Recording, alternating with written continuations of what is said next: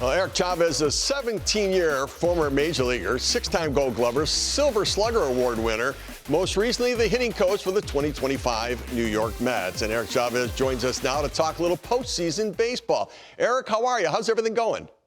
Great, Steve. How you doing? Back in Palm Springs, California. Obviously, end of the season a little rough with the Mets, but it's happy to be home. Obviously, the Mets are heading in a different direction, and I was pretty happy to have 4 great years and met a lot of good people and had a great time there in New York with the Mets. Yeah, let me get your thoughts on that, starting off with the Mets. I mean, as you look at it, what went wrong with this season? Yeah, I mean, there's a lot. There's many assets of the game, facets of the game. We pitched extremely well in the beginning of the season. We had a really good record coming out of the gates for the first couple months. We weren't hitting all that well. And then we kind of started to pick it up offensively towards the end of the year in August specifically. And we had trouble pitching. So the second half of our season, the defense kind of sputtered a little bit. And it was just, you got to have all those assets together working for you. And it's a time thing. And you got to be playing good baseball. And the season is a grind. We just weren't able to put it all together at the right time and come together as a team. Obviously we are all disappointed. We all feel, from top to bottom, we feel like we played a part, in this season. We all feel like we could have done better. I know the players feel awful. The players tried extremely hard. It's just one of those things where it just didn't come together.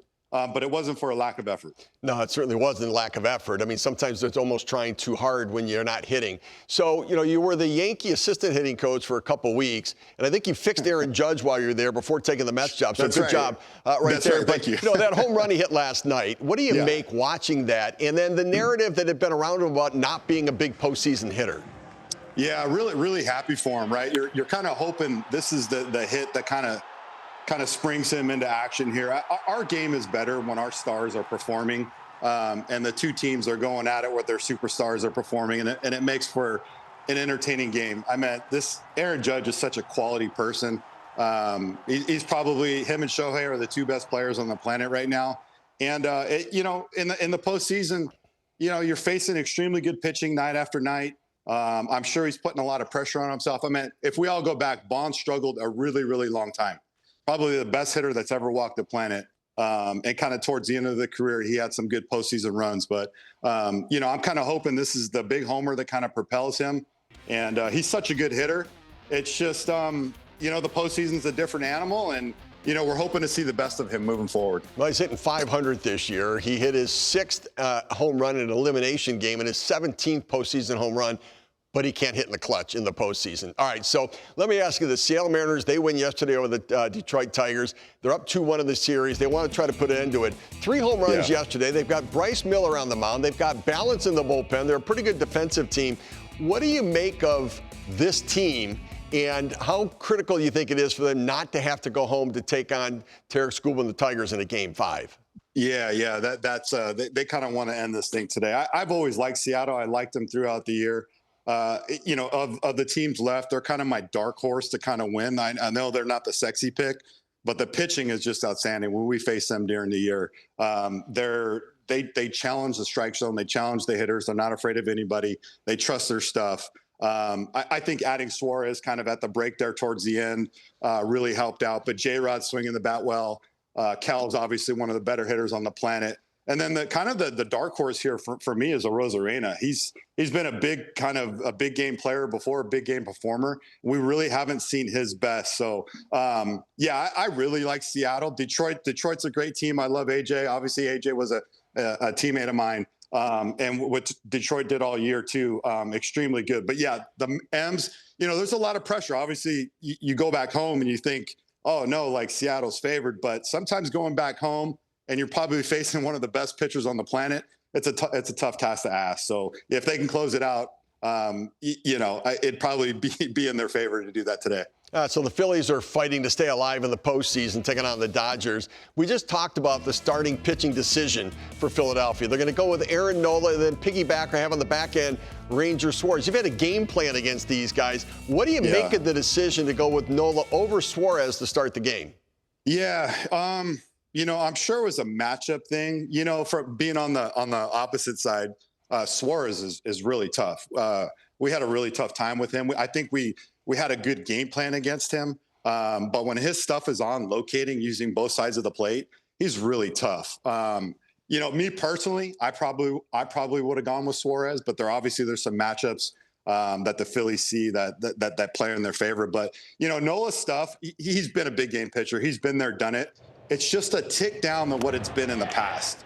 When he's been on, he's been really, really good. I've seen him at his best when he's pitched in New York. But to me, like I said, facing him this year and listening to the hitters talk, Nola's stuff was just a little bit down. I probably would have gave the nod to Suarez here personally. It's interesting, we always focus on the stars, and Bryce Harper, Kyle Schwarber combined 1 for 14 in the first 2 games against the Dodgers. They've each had big postseason moments in their past. Right. What do you make of their tough starts? And as a hitting coach, what do you do with them to get them back on track? God, this is just baseball, right? I mean, you look at the time off. I know they had some inter-squad games to keep your timing there, but it's just not the same, right? Baseball, we're creatures of habit. Like, we're in a routine. We play pretty much every single day for 6-7 months. I don't make anything of it. Good pitching shuts down good hitting any day. And these guys have proven, they can perform in the big moments.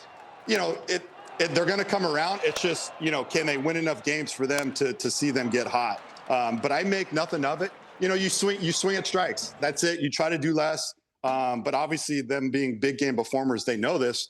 They're just facing really good pitching. And when if you go back to, if you look at Derek Jeter, who's probably one of our better performers in the postseason, he had stretches of 0 for 12s, 0 for 15, right? We just remember all the moments that he succeeded in, but we don't really talk about the moments of these streaks. We go through these streaks all the time during the season.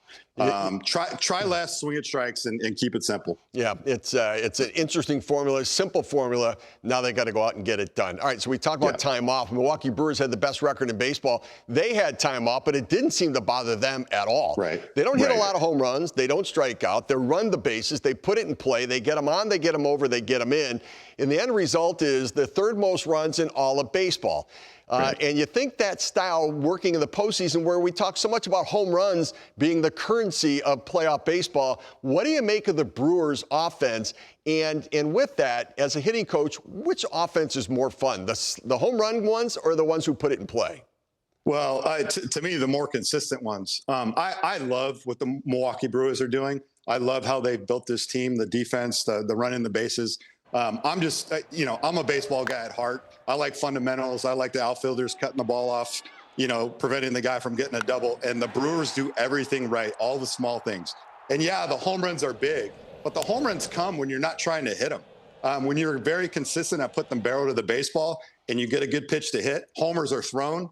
And when you're not trying to do too much, more times than not, something good's going to happen. So, I'm not surprised, when you have guys that hit the ball out of the park like the Phillies, they're going to have these really highs and lows, ups and downs. But when you're consistent at putting the barrel to the baseball, you're going to be competitive in most of the games, and that's what the Brewers have done all year. No, Eric, thank you so much for getting us time. Great job for us today. All the best to you this offseason, and I'm sure we'll find you in a uniform again soon. Steve, thanks for having me. Appreciate it. You got it. It's Eric Chavez.